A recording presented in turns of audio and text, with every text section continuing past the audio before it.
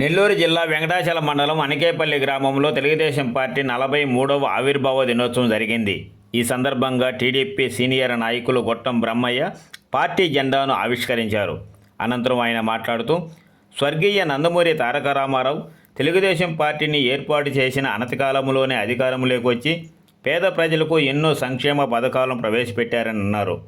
ఈ కార్యక్రమంలో తెలుగుదేశం పార్టీ నాయకులు, కార్యకర్తలు తదితరులు పాల్గొన్నారు.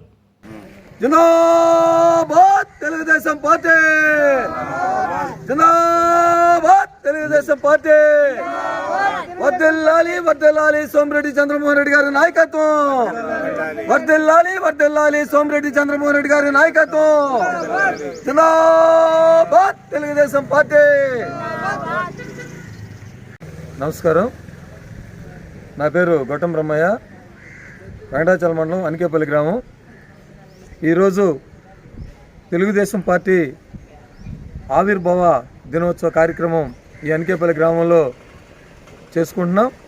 అయితే స్వర్గీయ ఎన్టీ రామారావు గారు తెలుగుదేశం పార్టీని స్థాపించి కొద్ది కాలంలోనే ఆయన రాష్ట్ర ముఖ్యమంత్రిగా పదవి చేపట్టడం జరిగింది.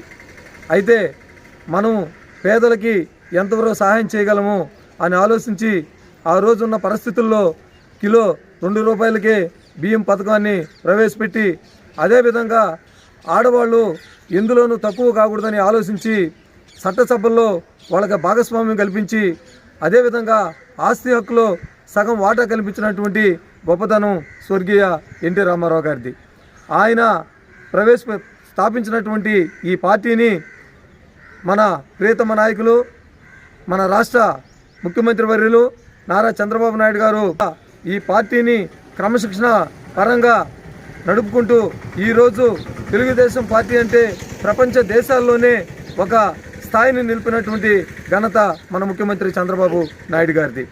అయితే మన నియోజకవర్గం ఎమ్మెల్యే గారు, మా స్థానిక పెద్దలు, పోలిట్ బ్యూరో మెంబరు, 3 సార్లు మంత్రిగా, శాసనమండలి సభ్యుడిగా, 3 సార్లు ఎమ్మెల్యేగా పదవి చేపట్టి ఈరోజు ఆయన ఆదేశానుసారం ఆయన నాయకత్వంలో ఈ అనికేపల్లి గ్రామంలో ఈ తెలుగుదేశం పార్టీ ఆవిర్భావ దినోత్సవ కార్యక్రమాన్ని విజయవంతంగా చేసుకోవడం మాకు ఎంతో సంతోషంగా ఉంది.